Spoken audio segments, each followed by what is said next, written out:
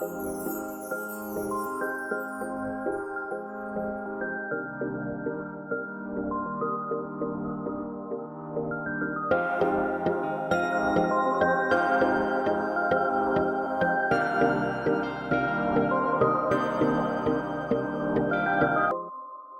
and welcome, everybody. This is the Cole Memo. I'm your host, Cole Preston. Every episode is released in audio, video, and transcript format. To find the transcript, audio, or video version of any episode, please just refer to the description of the episode that you're listening to now. Within that description, you should be able to find a link that will take you to our website, which will display the transcript for this episode and the platforms where you can find this episode in audio and video formats. If you're unable to locate the episode description on whichever platform you're listening from, I get it. Every platform's different.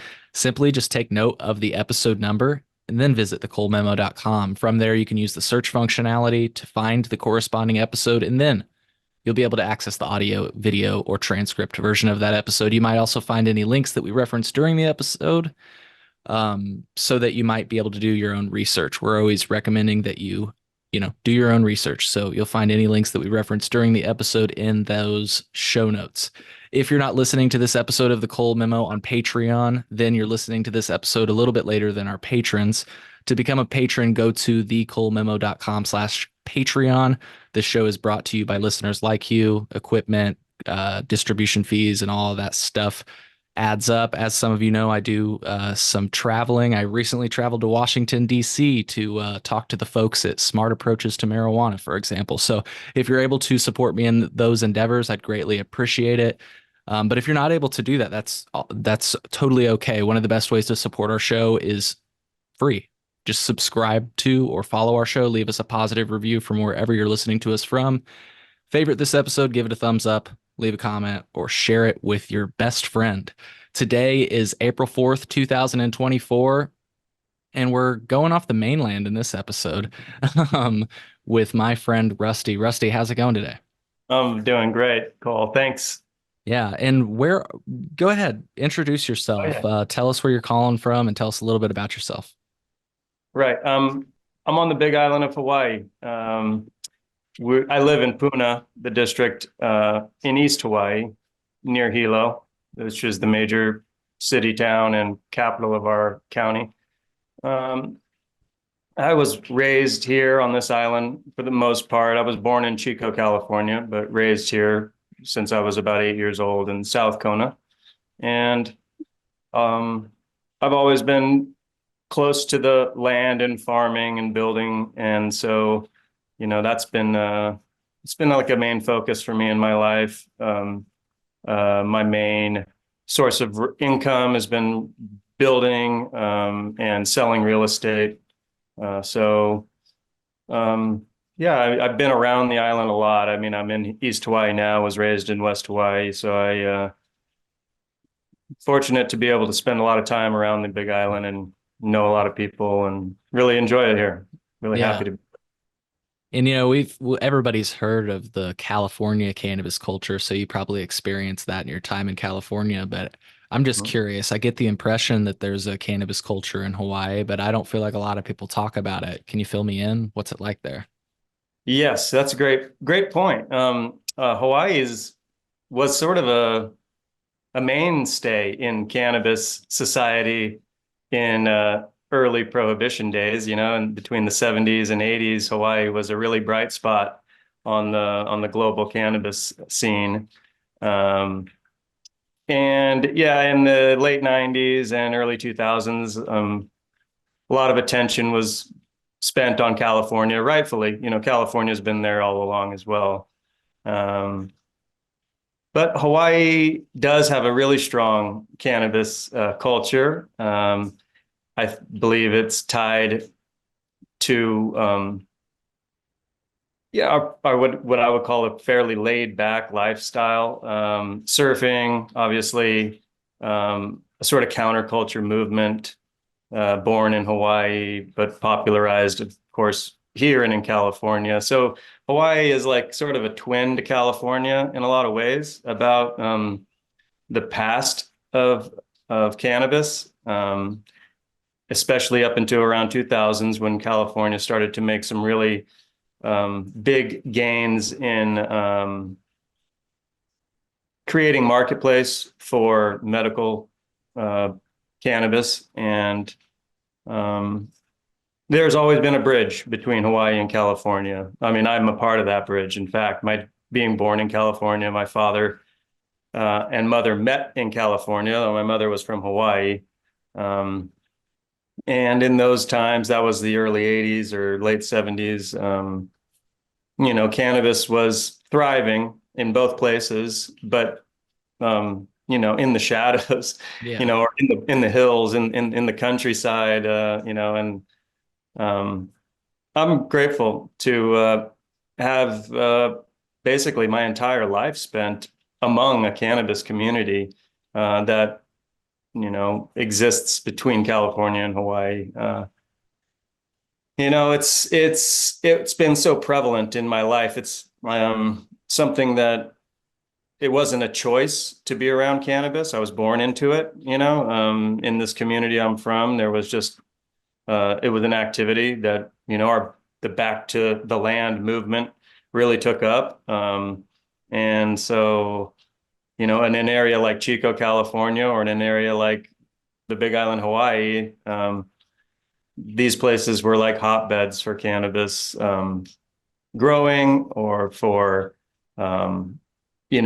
really kind of building the culture. I think even reggae music is probably a part of that culture. Some pioneers in reggae music always spread a message to promote cannabis as a healing plant, as a sacrament, and kind of incorporated it into a healthy lifestyle. So I mean, I'm very fortunate, I'd say, to be raised in both places, California, Northern California, and Hawaii, and experience a lot of and meet a lot of people who are passionate about cannabis and have been for generations now. So Yeah.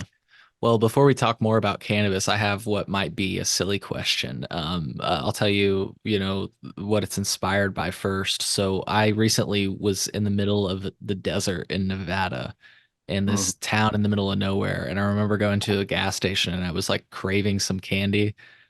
And mhm, like all of the candy just fucking sucked because it's like the idea that like one truck went out there and mhm, like it dropped off all its shit and they ain't getting more stock until they're all the way out. I doubt it's uh-huh. that dramatic in Hawaii because of like the tourism and everything else, but is there like, again, just before we get into cannabis, like are there certain things you have to deal with as a Hawaiian? Like I'm thinking like Amazon, just general shipping of Mhm. orders, like is like shit Yeah. like that just inconvenient there? Or Yeah, no, and largely no. You know what I okay. mean? For the most part, no. But you do run into shipping problems. I mean, big and heavy items, definitely cost a fortune, or can cost a lot Hmm. of money to be brought here. Like, there's that. There's also certain manufacturers of things just won't ship to Hawaii Oh. for one reason or another. It's just either, you know, a business decision that some are making, but it's like if they're offering free shipping, to the 48 or Yeah. whatever, sometimes Alaska and Hawaii are kind of left out there in no man's land. So yeah, it's there's some challenges, definitely unique to Hawaii, and its distance from the continent, but Hmm. I mean, it really does affect the cost of living, Yeah. largely because everything does come here, or I should say, lots of things are imported here, and they all have to tack on this import sort of fees, that pass on to the consumer. So it's part of the reason why Hawaii is notorious for having a generally high cost of living. Building materials, food. Most of our food is shipped here. Yeah, and your items, things like automobiles. I mean, Yeah. sure, they're a lot cheaper in places in the mainland. Like we call it the mainland too. That's kind of a funny thing. I don't know if people use that word anywhere else, but Interesting. yeah, Okay, so I got that kind of right. You guys do call the like the main part of the United States the mainland? that's it. It's the Okay, mainland here. cool. We say that often. It's kind of a funny thing. I don't know if it's common or not, but it's classic. We use that. Yeah, Hawaii is very unique, and it's demographics too. Yeah.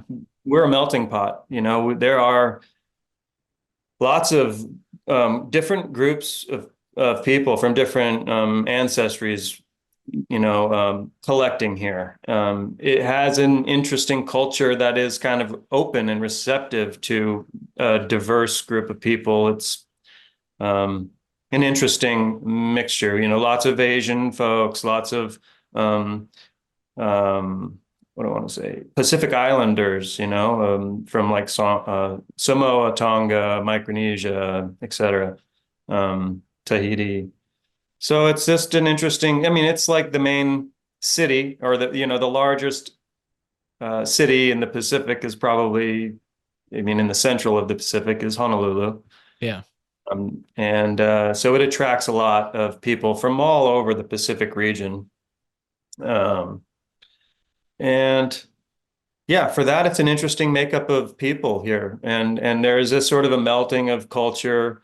Um, Hawaiian culture is the sort of backbone, of course, of this place. Our place names are Hawaiian. We have a strong resurgence of Hawaiian language. More recently, this week is actually the Merry Monarch Festival is being hosted this week down in Hilo, which is sort of the main cultural event in Hmm. Hawaii every year. It's incredible. It's almost a full week of um, activities and performances and a celebration about Hawaiian culture, hula specifically, and Wow. and that goes along with hula, which is a lot. Lei making, Hmm. there's a parade, um, lots of family reuniting, or coming together, and it's a big deal for Hawaii Island and for the state and for Hawaiian culture for sure. And we're That, we're really happy about it. We always donate some flowers from our flower farm to groups that are looking for special flower, perhaps for their lei making or for their pahu or whatever they're doing. And it's always very ornamental. It's like it's very decorative, this kind of event. So people put a great deal of care and time and effort into making the Merry Monarch Week something special. And we really enjoy it. that's super cool. I wish I could say I like planned that out. Like, oh yeah, that's why I invited you. I knew that that was Yeah. really important this week. Yeah, But no, yeah, that's like that's a funny coincidence. yeah, I'm happy to be able to have learned something that's like so culturally significant to the island of Hawaii, yeah, yeah. that's really interesting. So Mm. I'm curious, so you mentioned before, I guess we get back to cannabis. I just wanted to give you the space if you wanted to talk about it. I feel like we kind of breezed over it. Do you do a farm of some sort or? Right. Yes, I've been a farmer all of my life, basically, because I was born on some farming activity in Hmm. California. And Chico is a pretty robust agricultural scene and community there. Um, but the one of the big pieces was cannabis for my family back then. And in Hawaii, I was raised on a coffee farm. When my family moved to Hawaii, um, we eventually settled to a coffee farm, and which is more of a diverse farm, but definitely coffee is a main focus. But we plant a lot of things: avocado, citrus, mac nuts, flowers, food gardens, obviously cannabis. But yeah, you name it, we were growing it just about. And and now, I mean, so as an adult, like after I left my family's home and went to college here, I moved to Hilo to go to school from Kona, and so I'm a UH Hilo student in the past. And since moving out of the house, I, was just a starving college student basically for some years, and got involved in reggae music promotion and stuff like that in college. Got a little business started with some of my friends and did some retail work and some event promotion. And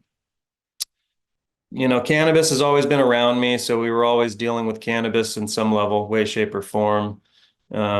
Medical cannabis came about in Hawaii in like 2024. No, sorry, about the year 2000. So we're about 24 years deep into a medical program here in the state that allowed patients to grow their own cannabis. So there was participation in that. And like I was saying earlier, my main business has been building and selling real estate. So one of the things that I've done a lot of is building farms. That's really what I've been building. I mean, I've built some homes, some structures and so on.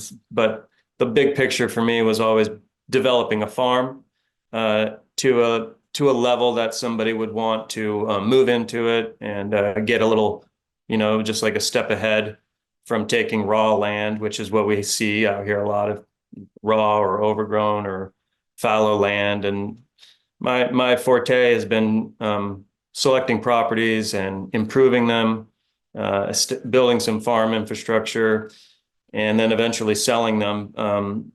In the building of farm infrastructure, there was a lot of landscaping.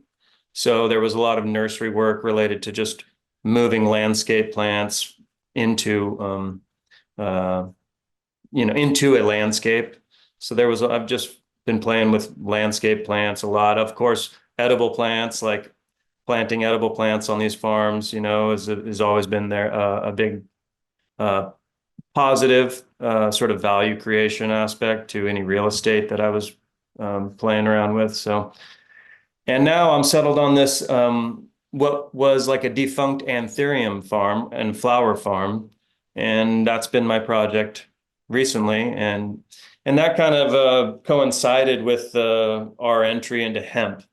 So we got into this piece of property, and I see opportunity to improve the working aspect of the flower farm, which once was, and it's being restored now. And this venture came with another parcel of land undeveloped adjacent to the farm, and that's where I'm building now, a purpose-built facility for hemp production and processing. And yeah, we're just, expanding what is already a diverse farm, so yeah, it's just farming is what I do, building is what I do, and selling real estate's what I do. And cannabis happens to just fit really neatly into that endeavor.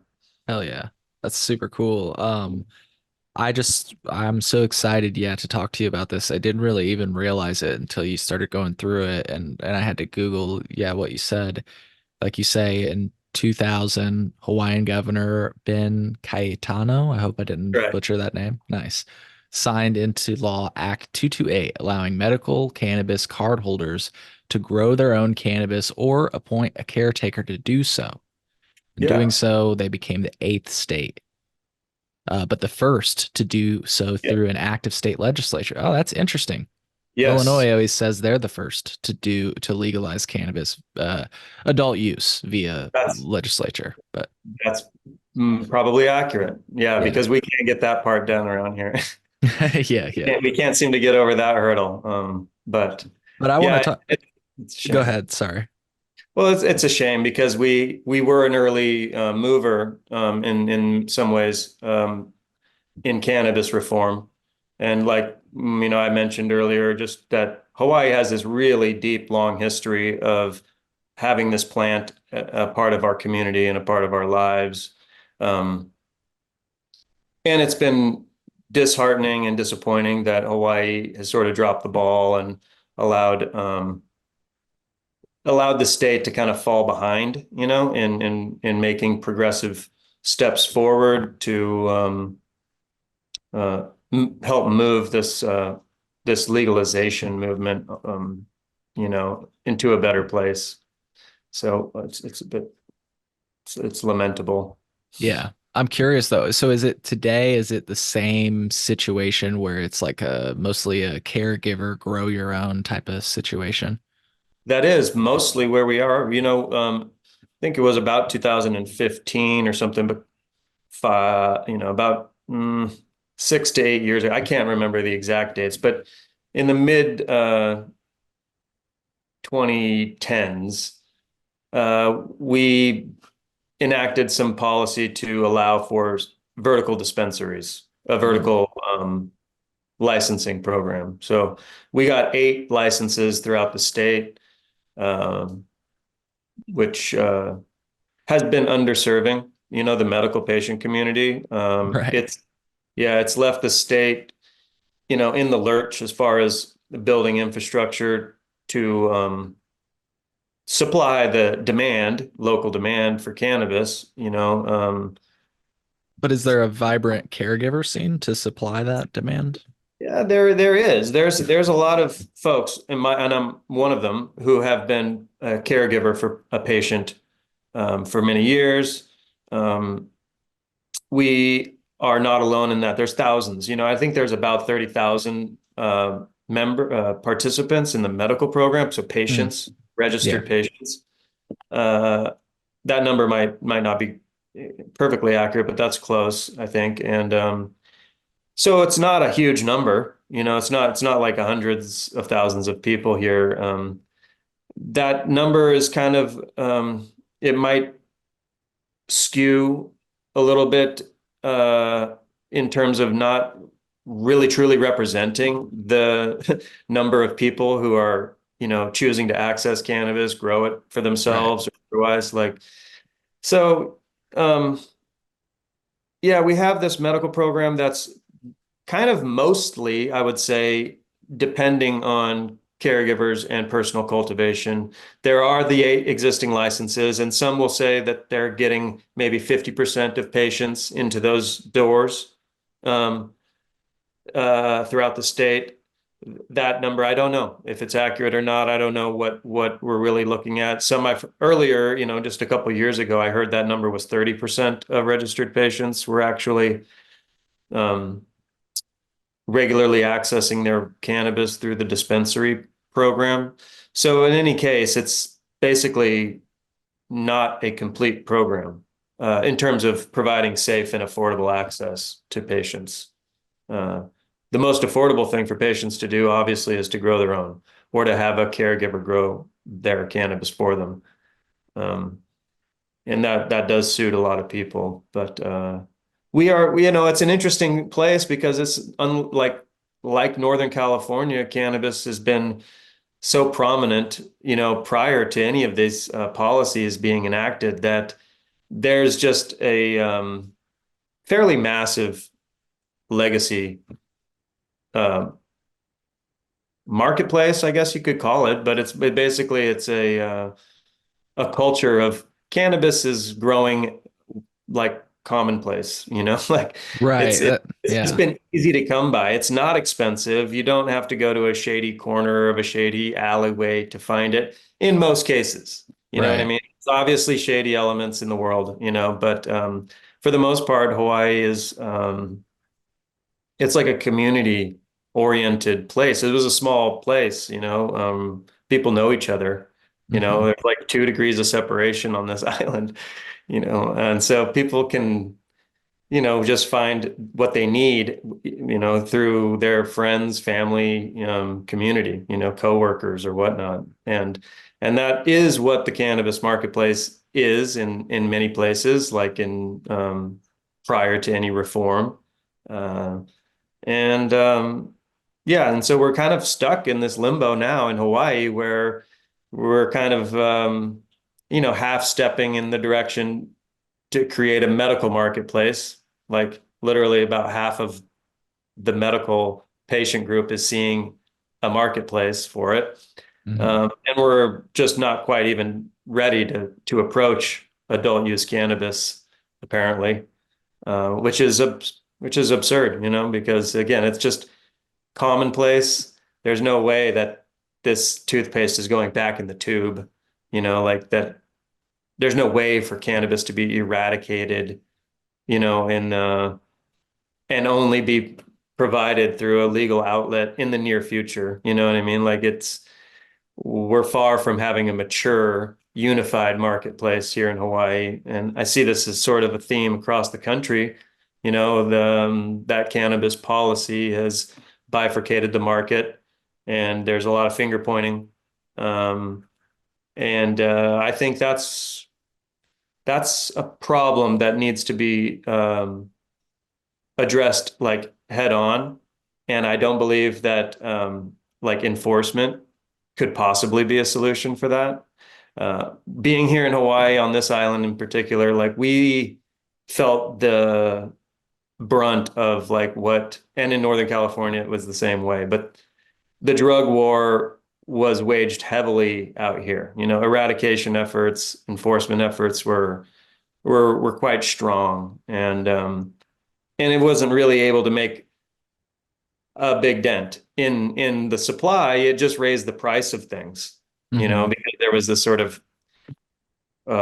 risk uh, tax, if you will, attached to doing anything related to cannabis, touching the plant at all. So yeah, I think that's something you'll see from me on Twitter or anywhere where I go to speak. It's just trying to address this discrepancy between a licensed and unlicensed market, what some call legal and illicit market. Um, I don't. I'm really interested in working with people like yourself or any others who are willing to begin to face these problems with new approaches. And I don't mean smart approaches like, but I do mean smart approaches. I just mean like really Yeah, smart approaches. right. So yeah, I just think it's wonderful to be able to speak about cannabis like we are. It's wonderful to be able to participate in cannabis in the ways that I am with the medical cannabis program here, with the hemp legislation that's moved forward at the federal level. And so we basically just take as much of an active role as we can to be a stakeholder through the paths that are available to us in the industry, and then agitate for change that we believe is necessary for a sustainable and sensible policy world around cannabis. Yeah. And just in case people were unclear, because we've referenced it twice, Smart Approaches to Marijuana is, well, they've been on the podcast, so check them out. I'll say the episode number in a moment, but I would describe them as anti-legalization, just to put it simply. And they said Hawaii State House wisely rejects marijuana commercialization, protecting public health and safety. And they talk about how the Hawaii House of Representatives reject a proposal to flood the state with marijuana and high potency THC drugs. So all again, these people we've had them on the podcast a few times now. The most recent episode is 74 of the Cole Memo if you want to check it out. I am just curious. So it looks like it was Senate Bill 335 based on this article from MJ Biz Daily. It looks like it would have created a new regulatory agency. It would Yes. have created a social equity program. Do you know Well, would home grow would have still been legal? yeah, I think there was Oh talk yeah, it about says that right there. Yep. up to 12 plants on a property or something to that effect. Interesting. Cool. Yeah. So it would have allowed sales and personal cultivation for all adults, I guess. Yeah. Um, Yeah. nice. We've seen this movie before. I mean, this is what we see across the country. Every state is waving their hands and they're calling it legalization. We take some issue with that because I believe it is about half legalization at best. Um, it's basically legalizing the buy side, you Right. know, of things. It allows, often we're looking at things that allow people to buy it and possess it and grow a tiny amount or an amount of it, but it's very restrictive and narrow in terms of what's being legalized. And so that's my probably my big shtick is that we're getting half truths from both sides of the policy discussion at large. I believe like you got what you'd maybe describe as prohibitionist rhetoric coming from groups like SAM, which are really heavy in the fear mongering about what was and basically reefer madness tropes, and but there, I think, like accurate if, in other words, in terms of describing the bill as a commercialization bill, Yeah. instead of actually a legalization bill. So these are the kinds of things I think a lot of the people on both sides of this policy issue are, just yeah, telling it's propaganda, and I'm afraid to say it. It's half truths, and um, it's a lot of entrenched interest that people are working to protect. It's a lot of that, and I take a lot of issue with this movement because the I don't think we're getting to the root of the problem. I do believe we're chasing the effects of prohibition around, and I don't think that like it's really helpful for anyone. I don't think it's helpful for the people who claim to be legal operators. Well, they're federally illicit. So that's again why I think it's really scary to use this dichotomy, like legal operators versus illicit Right. operators. That to me is sort of um, that's a loose way to speak about this issue. Similarly, from groups like SAM, I think it's very loose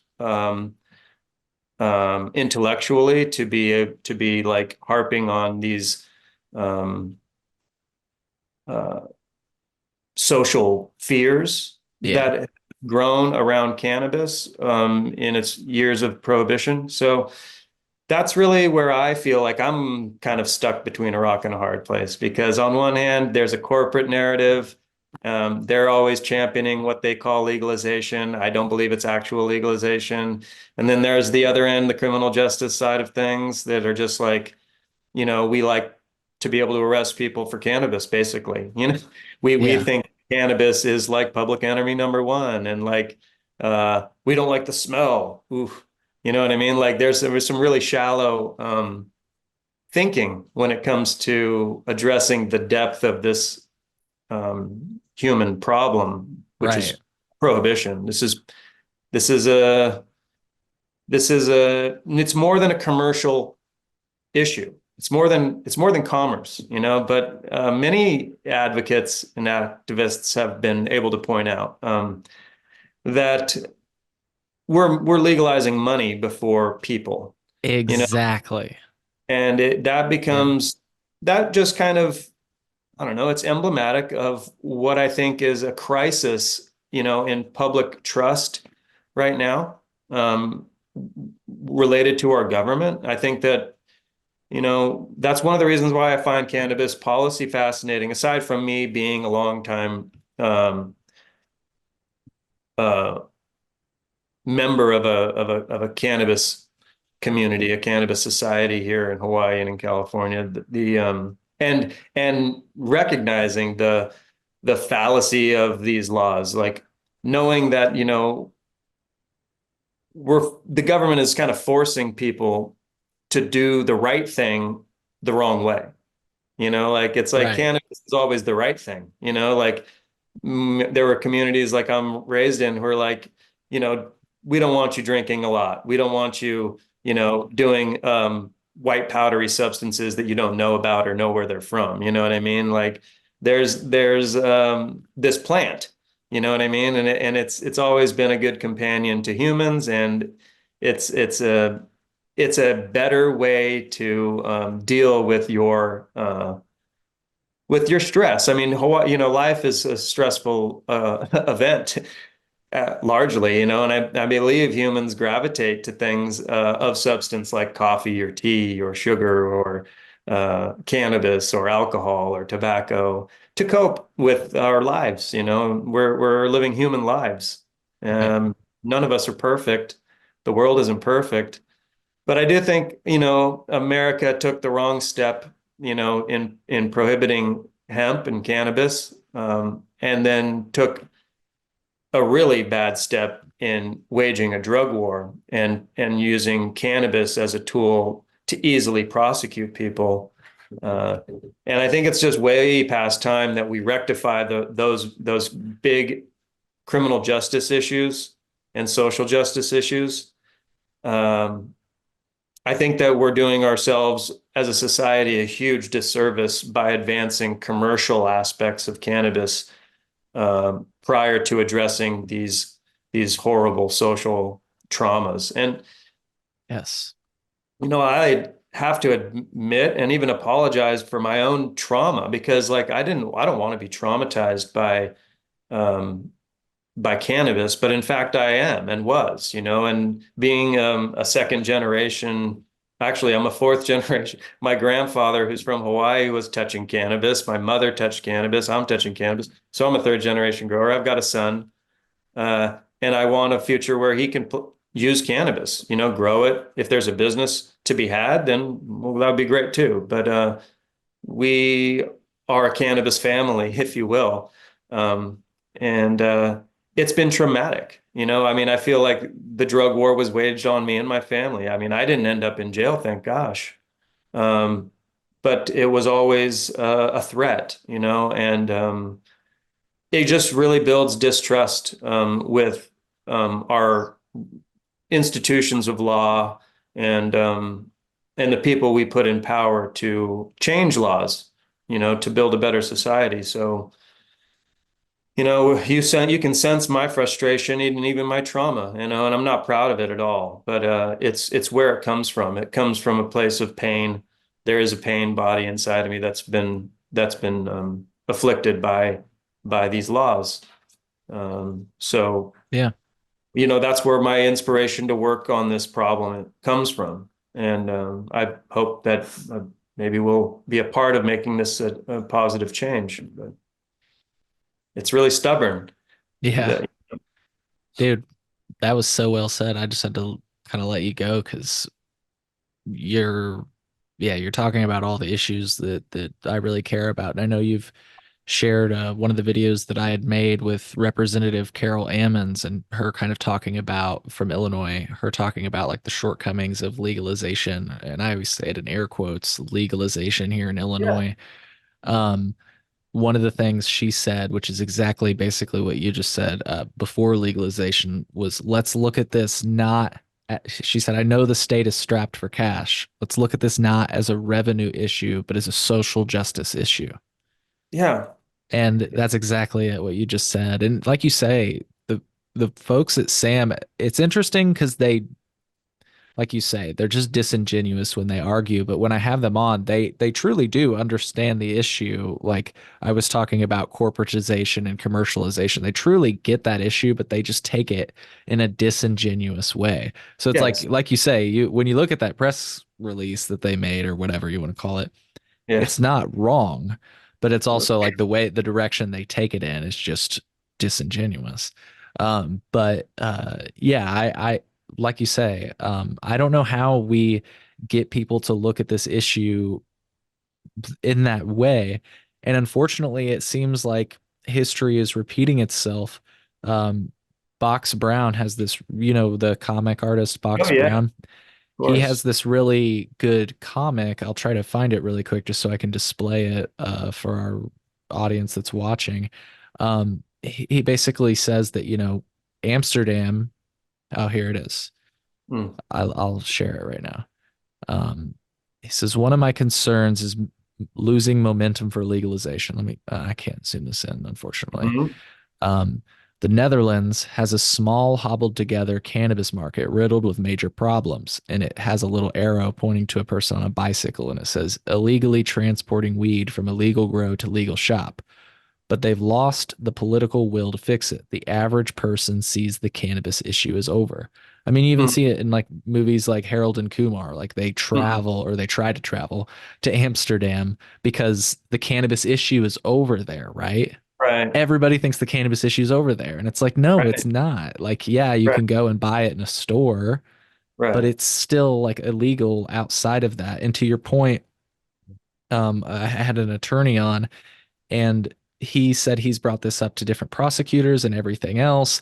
And he said the attitude that he's gotten is like, well, how hard is it just to obey our rules? Which has always been the case. How hard is it just to not smoke cannabis? How hard is it just to not possess cannabis? And it's just like, but if we're going to say we're being progressive on cannabis, if we're legalizing cannabis, and if we're even talking about social equity, which it sounds like both of our states, every state now is having that conversation. I've just Mm. been saying, like, look, I'm all for social equity. I'm all for addressing the harms that have been caused. I'm glad we're all acknowledging them now, right? Yeah, yeah. But I think we should also acknowledge, like, let's address it, but we should also end it so that we don't have to address it again in the future. It's Yes. like that's the part that I think you and I are just like, I'm you're over there going, Yeah. Amen. Yeah, right. No, you're right on. You're singing the song, and that's the right song. Yeah, I just don't understand that. I don't understand social equity from the point of view that like we're going to help someone who was harmed. Like we're going to handpick a small number of people. That's like window dressing in a lot of ways for me, and I don't really buy that. Yeah, But also like the whole society was harmed. Yeah, right. certain people went to jail. Like that's a measurable harm. Hmm. Uh, but I'm afraid that social equity, as we know it now, as it that has been, rolling around in this country related to this topic, is not a fix at all. It's problematic, and I've said for a while that it's a token concession that the corporate lobby is willing to make in order to fast track commercialization um, via the high reg, high tax model. That's just the one that's sort of copied and pasted all across the country. Yeah. Um, it is not it's not the right way to do things from my point of view. It's very much the half step, Hmm. uh, and it's one thing that I point to the legalization side of the movement uh, and say that's not the right way to do things. Yeah. That is not going to solve the problem. It may exacerbate the problem. And it is, to me, like salt in the wound, it's like, oh, wait, so you're still going to like hand pick, you know what I mean? Market participants. And I just find that absurd. I don't know why I find it absurd, probably because I was raised in a society that I was taught was democratic and capitalistic and free market enterprise was sort of our Right. you know, driving force in American and Hmm. entrepreneurship, and I don't think it's necessary. So I'm just like confused a bit by why people grab onto that idea as if it's something that will take them to a really great destination Yeah. in the society. So, yeah, I try to push back on that concept. That's again one of those places where I believe the corporate lobby has been successful, in using this language to steer public opinion, into a belief that there's something just, there's some actual justice being um, delivered here Yeah. into this place, and I think that's a half truth at best from the legalization side of the movement here.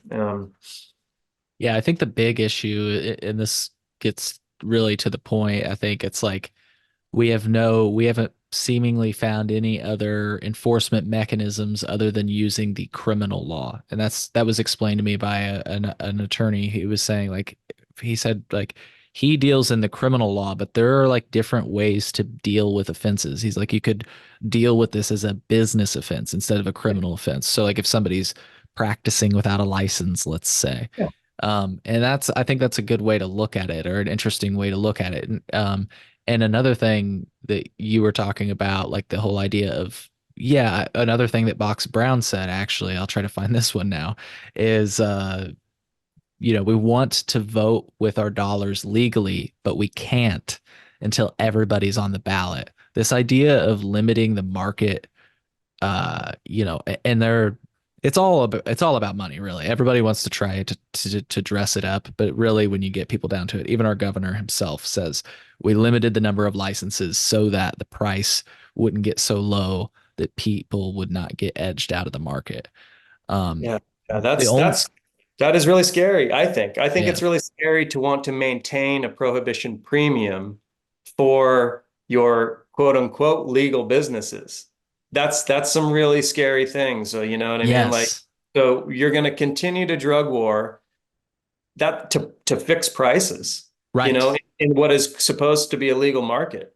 And that's for me where I just think, man, this whole industry is running up against antitrust and monopoly or you know, racketeering. Like Hmm. to put it point blank, like if the state is going to use its enforcement arm to threaten anybody who's not buying or, you know, participating through their sanctioned, you know, licensed outlets, then they're marginalized to criminal Bingo. status. And that is really scary. I think that's where I think that cannabis policy really needs to, like, people who are looking at cannabis policy from a big from a bird's eye view should be able to call that out. I mean, it seems like it's easy for me to see. I mean, I know what it's, Yeah, I don't understand why smarter people, you know, people with larger voices and larger audiences aren't really really hot on exposing this flaw. It's arguably like the fatal flaw of the industry. I think it's a form of incrementalism. I think it can be like, uh, explained away. You know what I mean? When people like to say, "Oh, but it's incrementalism, and that's the only way things change," you know? right. And like, I get that there's a tough road ahead politically, and I see what politicians do with the horse trading bit that they're supposed to be doing, I guess, you know. But when you have a lock like such extreme views and such partisan politics in our country that that you can't find much common ground, I believe that lends to a dysfunctional policy environment for sure. And it's more than cannabis. This is just sort of cannabis is a microcosm of what dysfunctional policy is taking place in our country at large. And uh, that's concerning. It's really concerning. It's troubling that the public, and this is why these meetings are important. This is an important conversation for me because it's not easy to move the narrative, and it's really entrenched because there's a lot of funding backing up the official narrative, Yep, like corporate exactly. media, like our state newspapers. They won't likely print anything that you know conflicts with the status quo of the narrative today. And so, I remain hopeful, but I realize the difficulties here. The lawmaking bodies are they're they're bordering on collapse, some people would say. You know what I mean? Like we are in we're in some troubling political times, and cannabis is now a political football. And I do think that it's just being played and played, and the voters Yeah, are fairly apathetic. Unfortunately, what yeah, Brown says is unfortunately true. That I sense it when I go around and talk to people in my community and gather their feelings about like the legalization bill. They're like really excited about it, and I'm like, well, are you excited because you want to go and buy cannabis from a store or something? And it's not that. It's like they're excited about just the word legalization. right. Oh, Exactly. and then I'm like, well, are you excited about the business opportunity? And it's like, I think a lot of people think that they are, but they aren't really looking at what that quote unquote opportunity actually is. And as we've seen in other states, like if you're a smaller operator, it's challenging, like extremely challenging. And it's not a walk in the park to be operable, no matter what you do, whether it's a retail operation or a distributor operation. It's just a really high barrier to entry.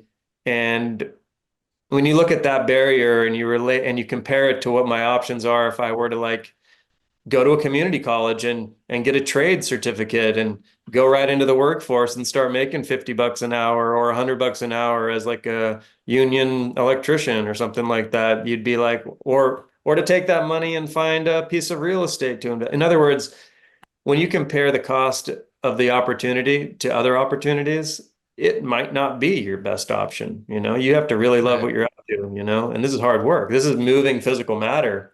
In a lot of cases, it'd be a plant touching business. It's like lots of labor, Right. um, so much regulations and red tape and taxes.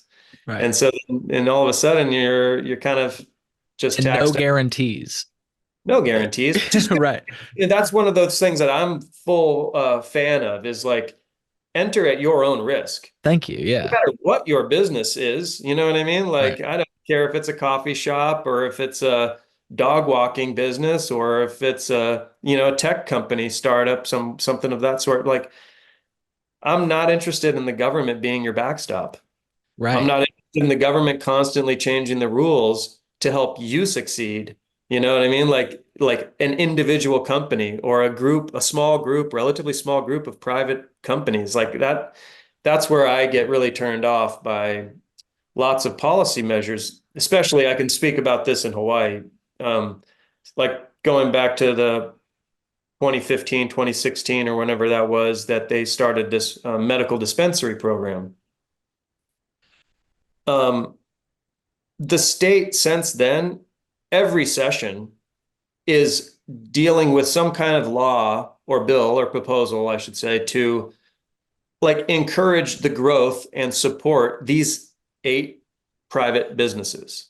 So our taxpayers, like all of the taxpayers are paying for our Congress to commit time and energy on subjects that only benefit 8 private businesses and their customers. You could say maybe their customers are benefiting, maybe, you know what I mean? I think they would benefit from options. Like if Right. you know what I mean? Like Right. I think when you're proud that your best option is a $50 eighth or a $100 half gram cart or whatever, you know what I mean? Like that's a shame. We Yeah. know that doesn't exist in a competitive marketplace. That is the prohibition premium that's being maintained by the state and its threats of enforcement or its limited options related to safe and affordable access. So we have some pretty huge problems, and we're pretty deep into it. Like we're so far into it now that, well, I came onto Twitter like 3 years ago, and I feel like the game was already almost lost. You know what I mean? Like in terms of corporate takeover, corporatization is already so far ahead. These publicly traded companies um, are an easy way for people in the public sphere to feel like they're a part of this industry. And on one hand, that's great. And I'm not here to say that we shouldn't have capitalism Yeah. via corporate stocks and on and on. That's great. I Yeah. actually I love that. You know what Yeah. I mean? I bought some shares in cannabis stocks way back in the day because I was like, hey, Same. Yeah. I may not ever get the opportunity to participate in this market the way things are going. You know what Right. I mean? Like this might be the only chance that I get to capitalize on this change, like and Hmm. that so yeah, I mean everybody's looking for a great opportunity. And I don't knock people for working hard for their interests. I just expect more ethics and morality and more of I expect from this society the love of liberty, the love of free enterprise. That those are the things that I thought were like bedrock in our society. And this cannabis movement has really shaken that belief in me. I'm now wondering like how much central control can the public accept? Like, and it seems like that is probably a bigger question than related to cannabis. We see the Yeah. pharmaceutical companies in the pockets of Our politicians, we know the military industrial complex pulls heavily, and we're just seeing this such a consolidation of wealth and power that it actually threatens democracy and the principles of uh, what I was raised to know about this country. Yeah. This, and so it's been real tough. It really has been. And I just want to bounce off of a few points you made. I didn't realize this was going to be such a Box Brown eccentric Hmm. episode, but he's just great. And it's great for visuals. So um I wanted to show this because to your point, I recently gave a presentation and I used a graphic from Box Brown, or a few Hmm. graphics. I kind of put them all on the same Yes. page. And I said, does this look familiar? And then I showed the food supply, Yes. right? And then I could also show the media, for example. And I Yes. just wanted to say that, like, the only form of license limitation or cap that I think I accept and I think is an American ideal that maybe we've lost way with is the idea that we control how much one entity can control. I mean, the head of the Federal Trade Commission was just on Jon Stewart this week, uh, last week maybe, and she was Hmm. talking about how they work to prevent monopolies. And one of his questions was, well, aren't we seeing oligopolies?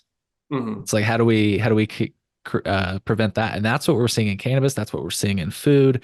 It's like this. It's like this presentation of choice. Right. This illusion of choice, I like to call it. But it's not. You're kind of buying from the same people. And to your point, it Hmm. seems like it's a much bigger issue, and that's why I'm like, I always make the cheesy joke, and I don't even think I came up with it. I probably heard somebody else say it. I say that cannabis is a gateway drug to politics and just understanding how the system works, because yeah, it's been my first really intimate view of how the sausage is made. And as you said, man, like, one of the big problems that seems to be bigger than cannabis is that politicians don't even write their own bills. They don't read their own bills. It's always this omnibus like sandwich at the end, this big Hmm. rush. I mean, in Illinois, for example, we've got some like lobbyists that'll come on the show, and they will talk about the fact that, yeah, like the elected representatives, technically the legislative session is like 6 months long, but they all Hmm. just show up in the last month, like, Yeah. and it's this like big clamor of, throw me the money and just write my fucking bill and I'll sign it off. And it's like, it's happening at the state level. It's probably happening at the local level. It's definitely happening at the federal level. Dude, we just did this thing where we extended the federal government. Like, I don't even understand how that Yeah. works, but it's been happening throughout my entire childhood. It's like the government's going to shut down, and they scare the shit out of you if you happen to be young and you walk by the TV, and then the adults inform you like, "Oh, this happens like every year. Don't worry Yeah. about it. They're going to just sign this bill, this blank check, and Yeah. everything's going to be fine." And I mean, yeah, Yeah. it's just like you say, I know it seems like we're almost being like lost hope, but I think it's like you say, this is an important conversation to have, to Yeah. acknowledge these things. Yeah, I think it is. And one thing that I feel confident in is that government will never wrestle away the cannabis plant from people. That's one of the things that I've learned because I grew up with as strong of an enforcement as the public could imagine. Like when you have a helicopter, and I mean, it's not understating the force that was used to search and destroy and uh, enforce cannabis laws here. Like a helicopter was flying so often, like there that it was like it was frightening. The sound of a helicopter was so regular and routine, and it wasn't like a helicopter high in the sky flying by. I'm talking about like helicopters hovering over your house, like close enough that you could throw a baseball up and hit it. You know what I mean? Like hovering all over you and landing in your yards in many cases, like they have, and that, and then jumping out with guns, of course, and the whole thing was very military. It was like a military style And can I program. just say, like, I don't haven't even lived your experience, but I had a neighbor that had a helicopter, which I know that sounds crazy, but Yeah. whenever he would land that fucking thing, it was so fucking loud.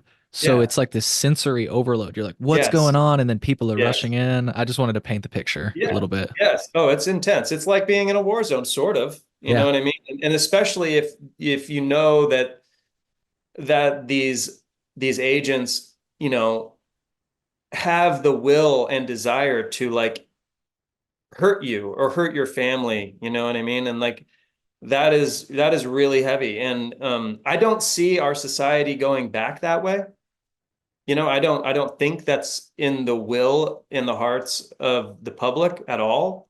But when I hear the quote unquote legal operators or the stock owners or the financial interest in big cannabis as it's described by Sam, you know, like really raising the flag for enforcement, I wonder like how much enforcement do you really think you're going to muster?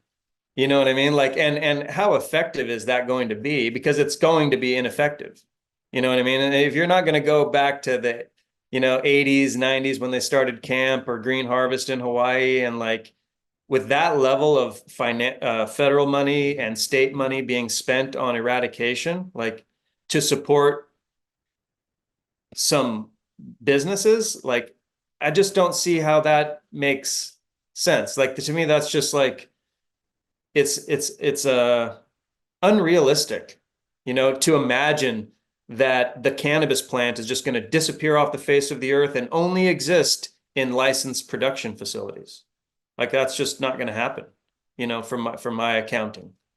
Um, so what makes a lot more sense is to not really worry about a lot of small farms. Like, you know what I mean? Like if you're, Unilever or you're not really worried about the guy who's, making some homemade ice cream and serving it at his birthday party. You know what I mean? Like I just don't quite understand their fear. I think that big business, like large corporate businesses and really small localized operations are really non-competing Right. in a lot of ways. Like, I think that there's definitely room in the marketplace for both. And I think consumers deserve that. I think consumers deserve to be able to go to McDonald's or to, go to their favorite gourmet joint, you know what Fuck I yeah. mean? Or to a hole in the wall or a street vendor for whatever, you know what I mean? I just think that we need optionality, and I Yeah. don't think it's actually a problem. I think in order for the so-called legal market to mature, that there needs to be a unified market. I think as long as there's a bifurcated market, and now we may even say it's trifurcated because you got hemp, Yeah. which is sort of in this like questionable and not so questionable, but just sort of gotten out a little bit in front of itself, probably in front of the intent of the lawmakers, I think, maybe.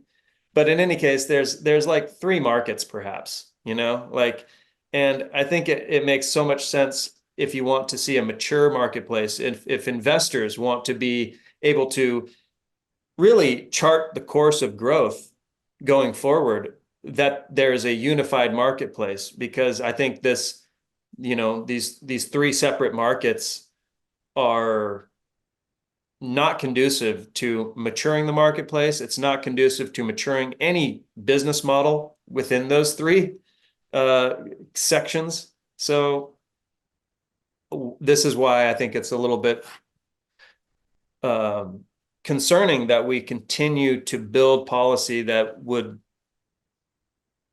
maintain that. I think of cannabis as such a relatively safe thing, like without it's not a lethal substance. There's things that are killing people in the world. Not all of those things are illegal. Like I think humans should have some freedom to choose what they do, what they take risks with in terms of consuming things. Like if you want to eat a diet full of sugary drinks, Right. or heavy in fat or cholesterol, then I don't think that should be illegal. You know what I Right. mean? Like think you should choose what goes into you. I don't think that we need to, I don't think the government should have a role in that. Um, And in I think, fact, if I could yeah. just really quick, I feel like if Sam would let people do the things that they say they hate, they would have more data to point to make their point. I've always Yes. said that, like, like a not, they'll say, "Oh, that's a sick human experiment," but it's like, but you would be able to make your point and maybe prevent people. But if you keep just like picking at straws, sorry, I didn't mean to cut you off though. No, no, I think you're completely right. I think our data sets are incomplete. Yeah, Like, even when people are talking about the market, like in the court on the in the corporate side of life, they're saying, oh, we're getting X amount of the market share, and X amount of the market wants this and that and the other thing. It's like, and that's just not a complete picture. Um, so I just think we are missing on quality data because of our haphazard approaches and half measures to create a marketplace. yeah. Um, I wanted to reiterate something you said earlier, but I'm gonna use I'll be I'll be like more concise than I would in my own words because I'm using Ed Rosenthal's words. I tend to be a little bit long-winded. One of the points he made reminded me of something he had said in the past, and I just wanted to underscore the point he made because it was brilliant. He said, the model for cannabis legalization is already out there. It's tomatoes. More tomatoes are grown in America by home gardeners than are produced commercially. Yet, there is a robust commercial market for tomatoes and tomato products of all types canned, vine ripened, organic, sauces, soups, ketchup, etc. At the same time, small scale specialty cultivators do well, selling their produce at farmers markets, and home gardeners with their extra tomatoes share the bounty with their neighbors as gifts in trade or through informal sales. Marijuana could be handled in the same way. Commercial growers can thrive side by side with home and specialty cannabis cultivators. That's yeah, just so very well well. said. Yeah, very well said.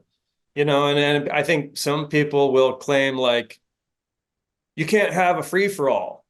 Like, oh, you can't just like decriminalize it because it'll be a free for all. And it's like, isn't that what we have right now? I mean, and, you know what I mean? Like when people talk about the unregulated market or the unlicensed market, like, is that not a free for all? Like, Right. I believe it is, you know what I mean? And it's not a small thing. You know what I Yeah. mean? Like it's probably equal. And I mean, I think I've seen recently some stat like 3 out of 4 cannabis sales in California, maybe the nation, I don't know, but 3 out of 4 cannabis transactions are happening outside of legal regulation. And I don't know if that's accurate, but I know that there's a healthy amount of cannabis Oh, yeah. transact outside of the legal marketplace. And what a point somebody made on the show quite a while ago, but I just was randomly recently reminded of it. It was actually a professor at the University of Illinois. He was saying, like, we were talking kind of about this idea, it's kind of like it's always an undercurrent in the legalization discussion from like politicians. They'll be like, we're going to replace the illicit market with this legal market. And he made the point, he's like, dude, there's still an illicit market for milk and Yeah, eggs and right, stuff. And I was right. like, oh, wow. So the basics that you would get from a store there's still a thriving illicit market for. If there's a storm Yeah, coming, you go get milk and eggs and all that stuff. Those are yeah. your basics, and there's still a thriving illicit market for that. So it just feels silly like we would ever replace. You know, No, that's just an ask that will never be fulfilled. And no, it is it's rhetoric. That's the kind of silly rhetoric that might play to like the criminal justice circuit of some kind, maybe.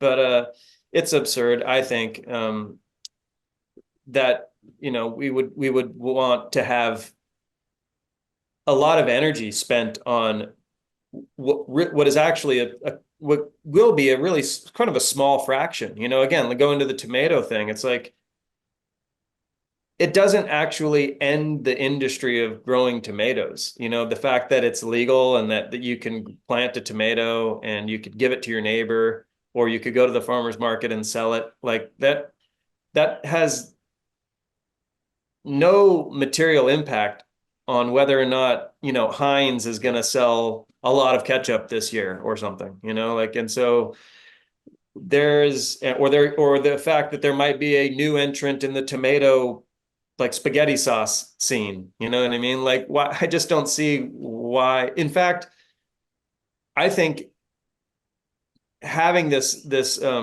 flattened regulatory environment is helpful to everyone, to all the businesses, whether you want to be the next, ragu sauce, or if you want to be the farmer who shows up to the market every other week with really beautiful tomatoes, and you might fetch a higher dollar for them because you've taken such great care on it. But yeah, I don't understand those arguments. I don't think that they're based in any like justifiable, even economic theory either. I think that it's sort of a fear mongering thing, and I get the idea of like artificial scarcity, and I think Right. that's the only economic theory that I see really being a focus in the policy talks about cannabis. It's like, we need artificial scarcity. That'll keep our operators Hmm. selling those $50 eighths. And at $50 an eighth, they can afford to pay these really high taxes and their overhead and break even or lose money or make a little. But you know what I mean? But it's essentially it's artificial scarcity. That's what people in this business are looking for, and politicians are looking to help them create. Yeah. And that's what's so frustrating. Sometimes people will they will like reach out to me and they'll be like, Cole, do you not understand why we limit licenses? It's because if you don't, the prices will get so low, people can't make money. It's like, no, no, no, I get it. I'm saying, was that the point of legalization? Like, was that the point? Oh, yeah, right, right. Back when Tommy Chong and Cheech, they were traveling around, they were like, let's legalize it, but let's do it in a way so that people can still make money. That's right. Yeah, I forgot they were saying that. I always like Yeah, to just make that stupid joke. I think that this idea of there's like a fear about commodifying cannabis, I think that we can look at hemp. Hemp was a crop that basically went through this cycle that's different than what cannabis is going through, largely because the doors just opened to the marketplace. And we can see that it enticed a lot of participation. People were like, wow, there's this new plant, new agricultural opportunity, new products that we could be selling, and rushed right in. Sure enough, it quickly becomes a race to the bottom. You're going to have over participation. You're going to see, overproduction and supply gluts. And then all of a sudden, price collapses and lots of operators get scared away. Right. You know, some come back, some never want to look at it again. And I think that's kind of an important cycle in what is an agricultural product, and what could and what's required to not be playing both sides, like criminalization and legalization or licensing.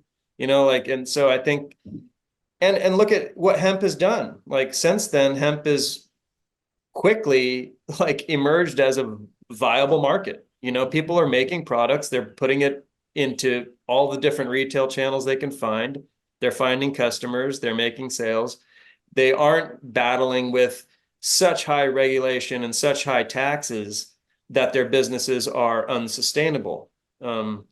So to me, like, hemp is sort of proving that over participation isn't something to be like afraid of, and like commodifying the plant is something that you actually want if you want to actually innovate and build in a mature market. And that's something where I think people should be looking. I've personally entered hemp because I believe I believe in the many uses of cannabis, from the industrial things to the non-psychoactive things. And of course, I love, consuming THC as well. But I see a lot of potential with hemp, tons of potential in hemp, like a lot, a Yeah. lot. and it excites me, to be thinking about cannabis, you know, at outside of just the intoxicating qualities of it. But what's even more exciting is that the federal government removed hemp from the schedule, I think, and therefore, it just sort of exploded. A marketplace exploded nationally, and people from all different walks of life have been able to participate in hemp easier than the options have been available than to participate in cannabis. And that looks more like what I'd imagine American industry being, is what I was raised thinking about what, the principles of our economic system are. And hemp exemplifies much more of that. Now, at the same time, there's a lot of unscrupulous actors, because it is a sort of a rush, to an opportunity. And I think that in that category, there'll be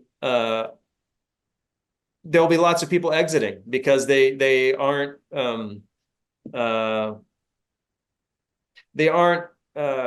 transparent, or they're not genuine. Like you might be putting a label on your product and calling it Delta 8, when in fact you're making a product with Delta 9 that you might get off of an unlicensed source or something Yeah, like that. In any case, you might claim that you've got 1,000 milligrams of CBD in your product and you only have 10, sure. so Right. there's a lot of unscrupulous actors in both sides. I mean, hemp and cannabis. And I Right. think Right. that the best way to cleanse that practice, or lab shopping or what have you, is to create more options so that Yeah. consumers can gravitate to the choice that they want to make. Some people want convenience. Some people don't care. They want to go to the corner store that's closest to them, Right. and some people will want to know their farmer and buy it from a farmer's market where they actually get to interact with the person who's producing their product, and I think more consumer participation ends up cleansing the market of the products made with shady practices or sketchy representations, like bad labels or whatever you. Mhm. So yeah, I think that hemp is a bright spot in some ways for the reform effort. You know, Right. uh, It seems like the only uh real challenge, because I've been like bitching about limited licenses for years on my old show, the Chill in My Podcast, and then now I've been doing it on this show too. And bitching about it only goes so far, and I'm not the only person to bitch about it. But then you have something like hemp that comes along, which is seen as a direct competitor. I mean, our head regulator, that's how they describe anything, including illicit sales. Illicit sales now, hemp, that's a direct competitor to our licensees. And yeah, it's so interesting because it basically is a little preview at what federal legalization should look like. Again, though, we've seen time and time again that legalization apparently doesn't mean what we think it means. So maybe I'm wrong here, but I right. guess what I mean to say is that, you know, this whole idea of building a regulatory moat around your businesses. The head of GTI said, why go play in a knife fight when you can go sit at the beach? It's like, well, if you want to be a strong operator, maybe every once in a while it's good to take a day off from the beach and go like work out a little bit and like make Yeah, sure you stay strong. And I'm using a lame analogy yeah, just because that's the analogy he used. But the point is, when those padded walls fall down and you're yeah, faced with people that have been farming for generations like you yeah, and all of these other people that have never played by the rules. I always say that it seems like what legalization is writing rules, new rules for people that never followed the rules anyway. And all we've been asking for is to take away those stupid rules, in fact. Yeah. first and foremost. And then, yeah, if you want to write some new stupid rules for how to do the business, I'm not saying I endorse new stupid rules for Right. how to do the business, but that's the conversation we have after you repeal all the stupid rules that Yeah. Yeah. exist that Yeah. have caused us Yeah. problem and trauma. So, You nailed it. I mean, so it's been something that comes up for me. It's like, it feels now that like we're making new regulations because of previous regulations. And so we're into this like regulatory cancer where it's like yeah, uncontrolled growth of regulation, you know, and they like birth themselves. Now it's like regulations like birth a new regulation and new regulation. So whether it's like from the labor unions or from the the health advocates or from the criminal justice system, and Mhm. obviously the corporate lobby just wants a moat. They just want to block as many potential competitors as they can. It's really dysfunctional, and it's not really ideal for anyone. In my opinion, like if being at the beach all day every day is a good thing for your business, then and you don't like to have to compete, that is strange. Like that doesn't sound like an American industry to me. Where you know there should be some innovator entering the market like every day.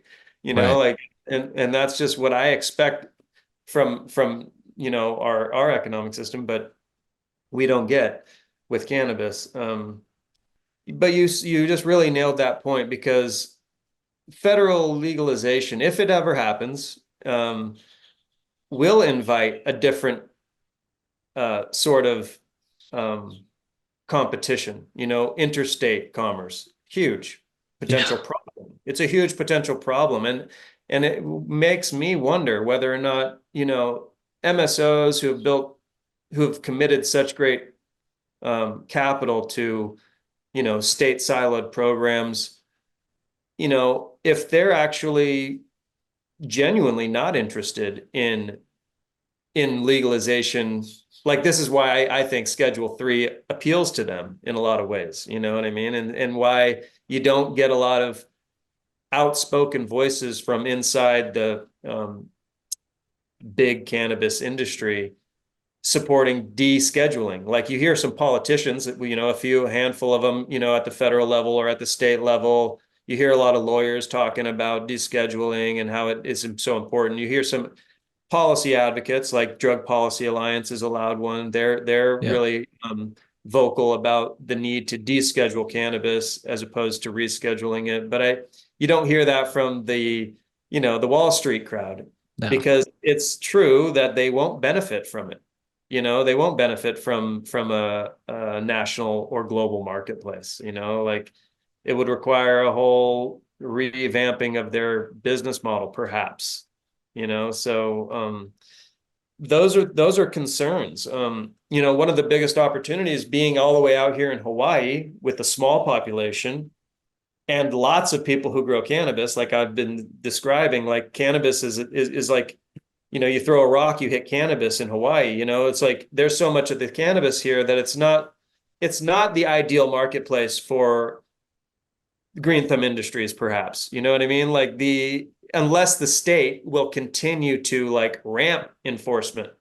Yeah. If the state continues to relax laws, which they've already done, like for 24 years, they've relaxed the law.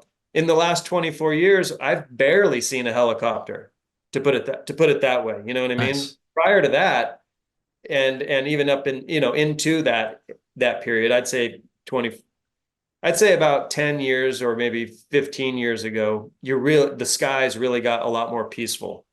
But um, we have this thriving unlicensed marketplace here, like something like New York, Northern California, or Southern Oregon or something, where it's just easy. Like every two or three of your neighbors have some cannabis plants, and it's just there.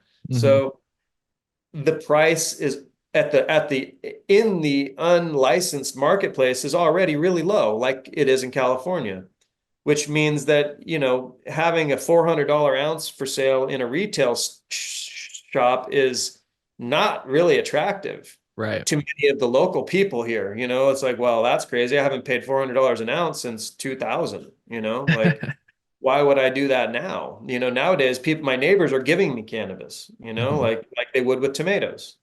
So there are some real challenges to operating that model in specific regions of the country, I think. This is why places like California or Oregon have kind of expelled these MSOs because their business model depends on these very um, heavily enforced uh, marketplaces and protected marketplaces like New Jersey or Maryland or wherever there's a really tight control. And Hawaii has kept that. That's I think one of the big reasons why Hawaii has kept this market limited to only 8 licensed operators is it's very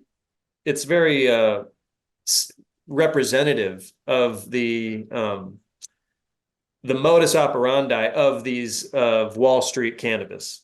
They know that if they're going to be moving into a marketplace that they can't really do well if there's thousands of operators, like or if they do well, it's going to take too long for them to sort of, you know, make it through that knife fight, if you will. Even if they have what it takes to win, it'll just take a lot longer. There will be some wounds, and so it's not attractive. Places like Florida are much more attractive than Hawaii. There's billions of people. Like, I don't know if it's billions of people there, but there's a lot of people in Florida. I mean, there's hundreds of millions of people in Florida, probably. And there's like a million or 1.3 or something in the state of Hawaii. So like Hawaii is a small market. And so when I'm looking at this opportunity, I have to look pretty far out into the future, to a future where Hawaii cannabis can be sold into states like Ohio or Louisiana or New York or California. So like, a place like Hawaii really wants interstate commerce. If we really want a cannabis marketplace, like if the state really wants tax revenue and all this, that, and the other thing they say they want, they need a lot of participants and they need a lot more of a market. They need a big market, and we just don't have that now. Like we have Yeah. some, we have something, but it won't really compare to Michigan or to Florida or to New York, as a state siloed market. So Yeah. Yeah. Well, and you use Florida as the example, right?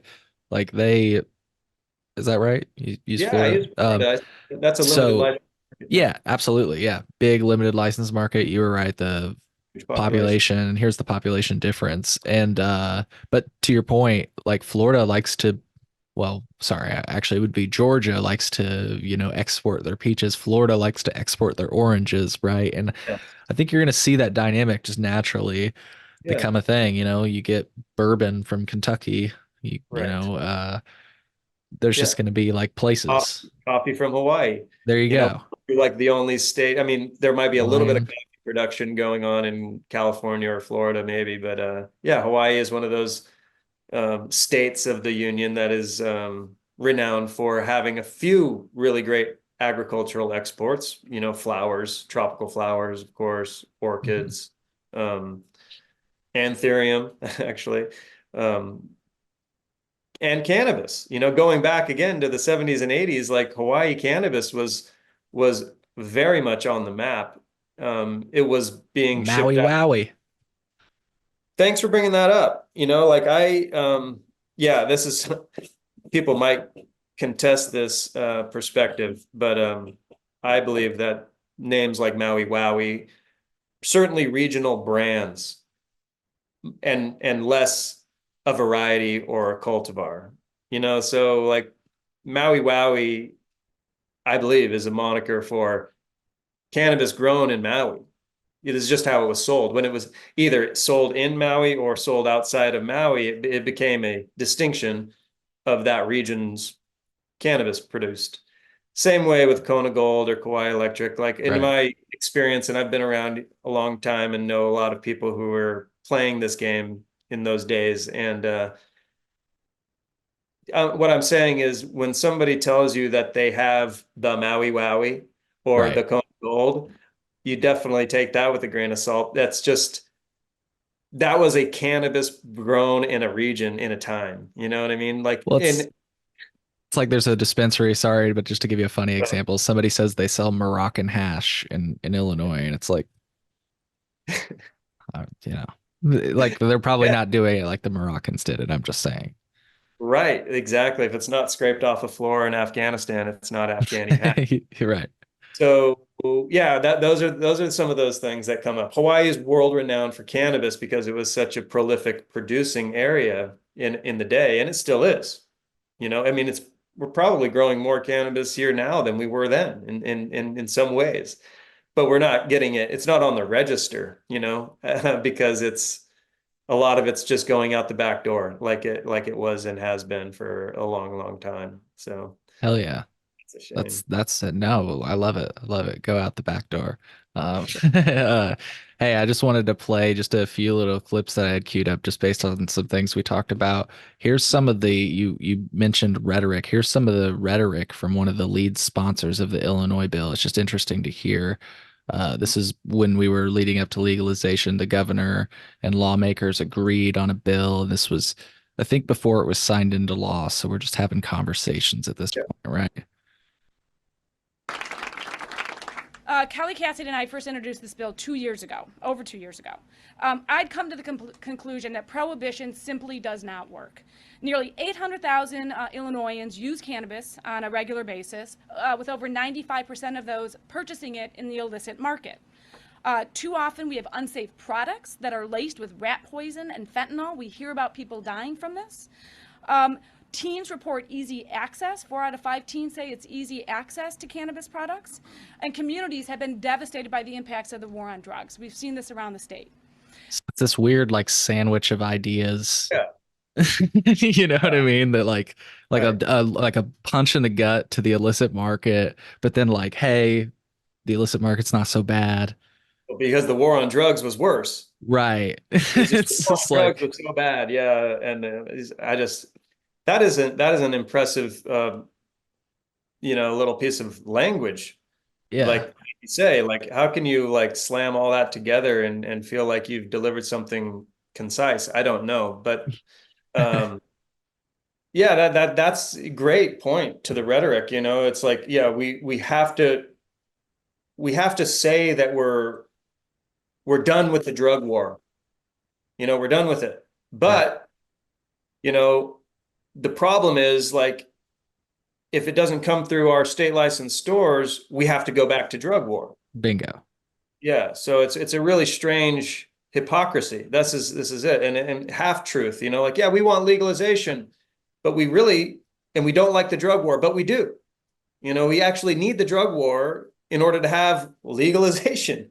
And that's where, you know, the whole thing is so that's prohibition 2.0. That's what I call that. You know what I Yeah. mean? That's how you kind of explain out what prohibition 2.0 is. You say, we need a legal marketplace. We want to raise revenue. We want to deliver regulated products and end the drug war so we can get some taxes. But we're really disingenuous about wanting to end the drug war because what we're saying is if you can't get this license and operate and through our channels, which we block, then we have to drug war on you. Right. And that is prohibition 2.0. It's when you have a drug war and a commercial license instead of just having a drug war, which is prohibition 1.0. Right. Now you have a licensing opportunity for a fraction of your population and the drug war. And I don't know if you did say this, I was doing a quick search because I didn't know if you realized, but Prohibition 2.0 is literally what some of the CEOs call it too. It seems a Yes, little bit on the nose. It's like, it's wow. just it's become an acceptable way to describe. I mean the lead policy lady at MPP described Hawaii's bill when it was introduced, this 300-page bill, as overly prohibitionary to bordering on prohibition 2.0. That was her language as well. So, yeah, I mean, I sometimes feel like, man, I'm kind of a radical probably on the policy topic around cannabis, but it's like, I'm not alone by any means. Like and you know, everybody's fighting for something, you know, like, and people are willing to do like crazy things to achieve those ends, you know, like to me, crazy thing is like licensing businesses, but only a small number of them.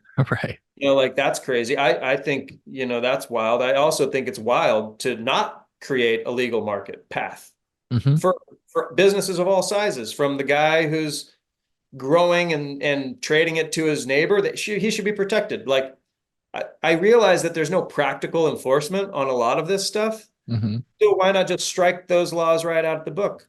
Yeah. You know, because they're unenforceable, you know, like practically. And in the case that someone would choose to enforce it, it's like selective enforcement, Right.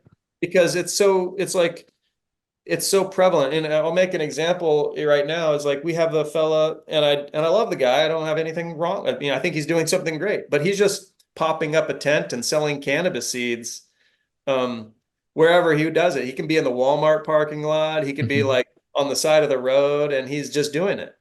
And I'm like, that's cool. I don't think there's a law that protects him, you know. But I think that there's such a misunderstanding in this convoluted policy environment that the police don't even understand whether or not he has a law to protect him.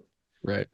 And so like that's where it gets really sketchy. It's like if this fella wasn't, you know, if he didn't look a certain way, you know, if he didn't know certain people, would he get a different treatment?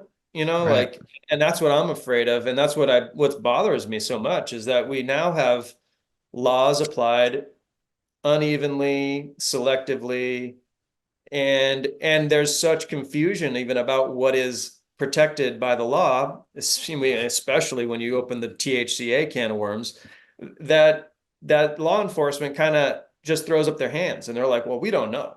We, you know, Yeah. and but we know that we don't like that guy on that corner of that street, you know, let's spend 2 months investigating him and arrest him and give him 15 felony charges, uh, you know, and then just forget about the people, you know, who are doing the same exact thing, but maybe have had their store, you know, established in town for the last 50 years, you know, and that's just one of those like areas Yeah. where And it, we've got go ahead. Sorry.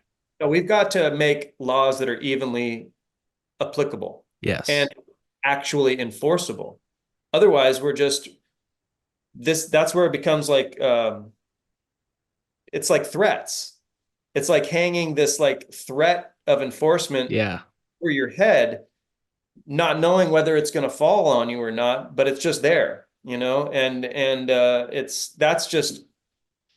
just not a way to run a free or civil society. It's not a way to like, you know, endear trust from the public to the law agencies and officers executing the law, you know, and it's just really problematic. It borders on lawlessness, you know, Yeah.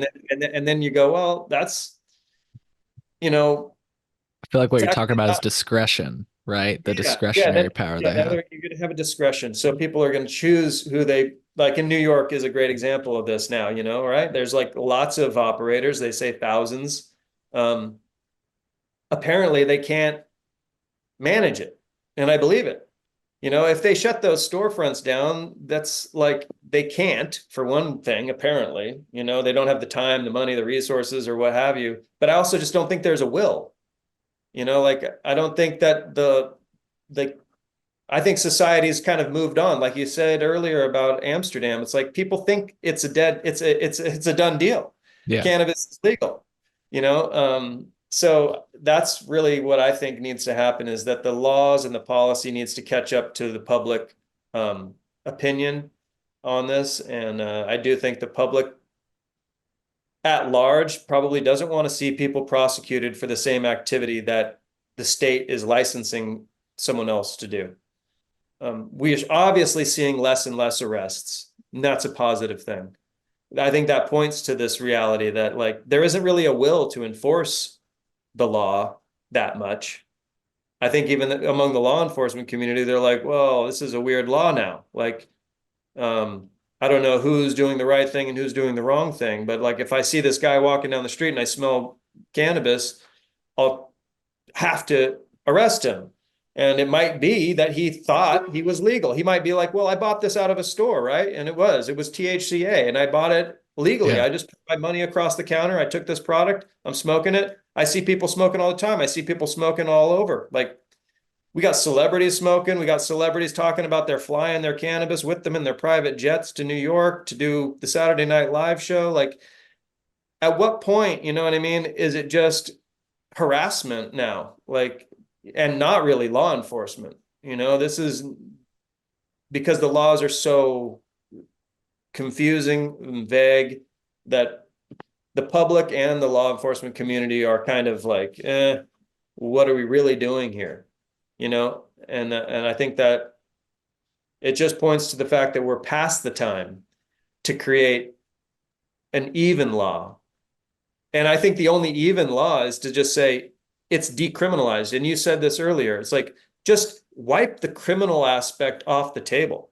Right. Treat the issues as a civil offense. Like if you're out there smoking in public you know, like where there's non-smoking areas, you know, Right. we're going to respect other human beings. We don't want our secondhand smoke, whether it's a cigarette, cigar, or cannabis, you know, ruining the meal of somebody or ruining the, you know, the walk from their automobile to the store, you know what I mean, or something like that. So I'm like, could be some civil issues, you know, and there could be commerce related issues. Like you have a bad label, you're liable, you know, to be held,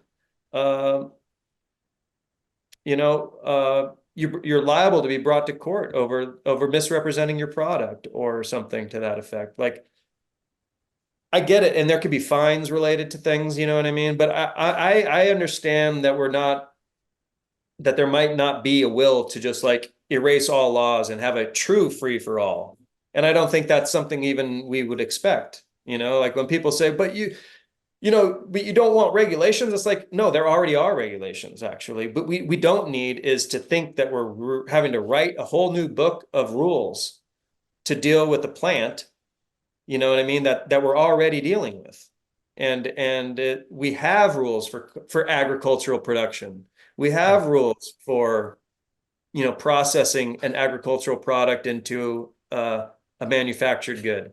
And we have rules for like what's required to be a brick and mortar retail license or, you know, I feel like confident that the situation needs to move towards existing laws and we need to stop writing new laws for cannabis.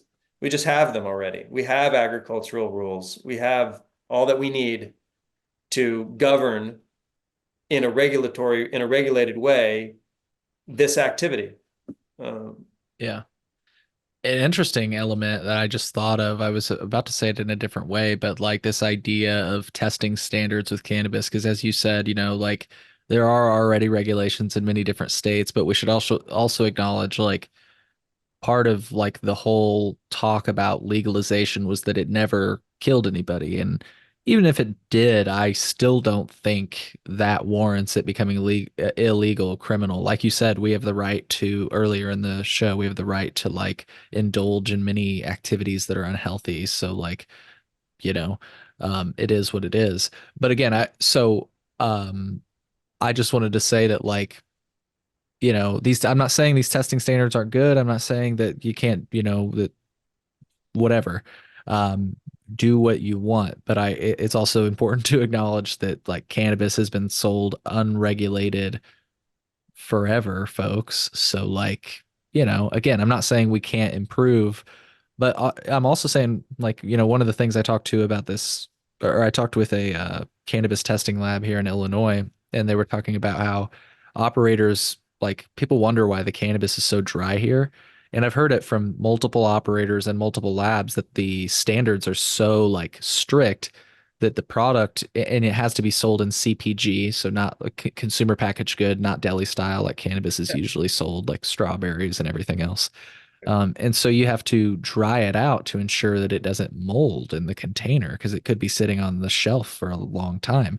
And so it results in product oftentimes being over dry. Mhm. And it's like this weird song and dance we're trying to play. And it's like, you know what? We accept, like, I've gone to the grocery store sometimes and strawberries are moldy. You put them up on the shelf, or you've opened up a package of eggs, everybody checks it. And if there's a cracked one, you like kind of put it to the side so that the employee knows, like, hey, this is a bad one.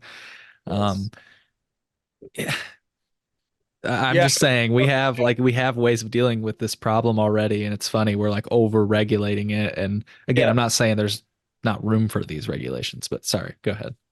No, I think you nailed it on the head. I think that it actually is a disservice to the operators who have already, committed a great deal of time and resources to be in a licensed marketplace to have to follow all of these regulations. This is one of those things where I'm like, I don't understand why these legal operators aren't like advocating to like flatten the regulations.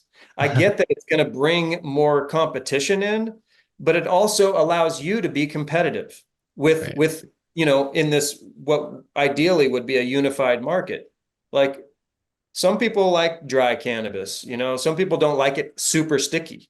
There Sure. might be somebody who are like, "Oh, I want this. I like this dry. I like this the way that these guys cure it. It's perfect for me." You Right. know what I mean? Like I can just crush that bud, roll it up, and I'm Hmm. stoked. You know what I mean? Some people are like, "Whoa, that one is too dry."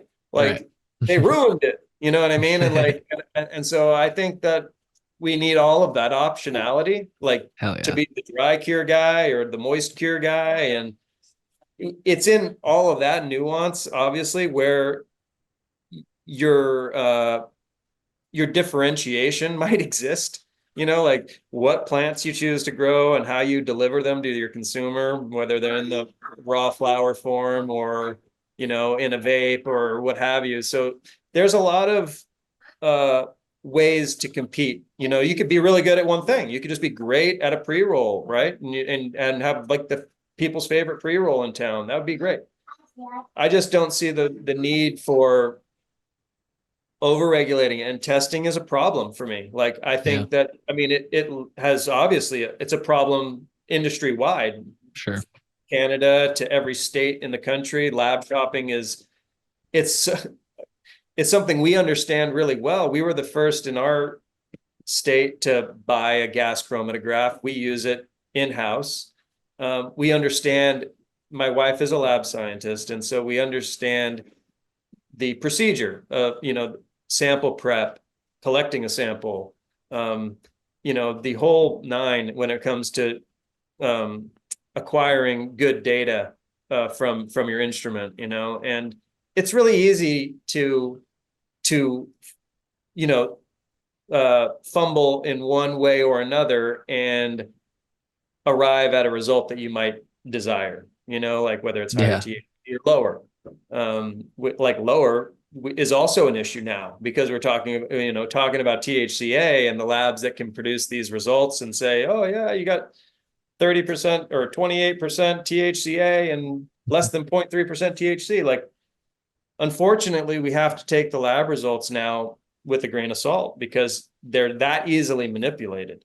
And I really find that if lab testing was not compulsory, there would not be such a incentive to put numbers up that aren't actual. Yeah. If there was actually like recourse, like I'm confused why there aren't more like civil issues or commerce related issues going on, like between the consumer and these product suppliers. Like I Hmm. see states and their regulatory bodies like kind of coming down on these things, but there hasn't been a whole lot of like consumers being like, look, everybody's saying they're selling me a 35% THC flower, and then I go to my lab and it's actually 25 or 20, Right. and I'm getting ripped off or I'm being, false advertised to or something, and I do think that it's a little strange that the consumer group has been sort of absent largely, Yeah. in like pushing back on these tests and the requirements for testing, because I do believe that it's great to have the option. Like we invested in knowing what's in our cannabis, I Yeah. think that's, but I also think that we've created by regulation an incentive to misrepresent these numbers. It's just an easy way to compete. It's one metric. You can use it in a retail environment to point to a product and say, well, this one's got 35%, this one's got 30%. People are confused as to what's a better product or where their money is being spent. And I think that's the kind of manipulation that I'm afraid big cannabis is guilty of. And the regulators who are continuing to kind of thrust this narrative, like, oh, if it's not tested, it's not safe. You don't know what's in it. It's like, like you say, for the last 10,000 years, people have just known what a cannabis flower looks like. If there's mold on it, they don't want it. Yeah. They just throw it away. Like if it's a clean bud, if it looks like as clean as, a clean piece of celery or a clean piece of anything, like if it's something that you can observe and smell and touch, and you'd make your own decisions, about Yeah. what to do. And then you have people like Sam taking that data and saying cannabis is more potent than ever. And it's like, so Right. you're believing the industry data now. You're Yeah. using, it's like, what? Yeah. Cherry picking is what they're really keen to doing. Yeah. But yeah, again, I think that works on both sides for both agendas. That's right. Yeah. Well, Rusty, I think this is, like I said before we went on air, I think this will be the first of many conversations we have. I really enjoyed our talk today. Thank you. And I will put your Twitter handle in the show notes, and I'm honestly just going to drop this on Twitter right away because this was such a delightful conversation. So, folks, if you tuned in for this whole conversation, I hope you found as much value in this conversation as I did. And Rusty, thank you for your Thank time you. today. Thank you very much. It's been a pleasure. Yeah, looking forward to doing this any other time. Hell yeah. Hell yeah. Well, folks, I'm looking forward to the next time, Rusty. And folks, I hope you found, like I said, as much value in this conversation as I did. We will see you on the next episode of the Cole Memo. Take care. Right on. Bye, everyone.